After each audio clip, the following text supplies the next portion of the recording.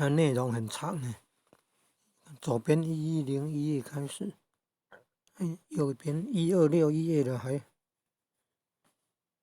是那个译文的内容。从那个影片来看呢，好像念了4个半钟头哦。你看内容多么庞大，左边好像浏览了4个小时。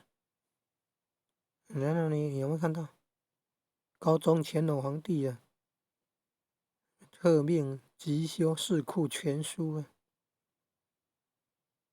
清朝高宗乾隆皇帝下令修《四库全书》啊，然后你看那个书目就很多呢，所以你看它浏览了快4个小时，右边朗读4个半钟头左右，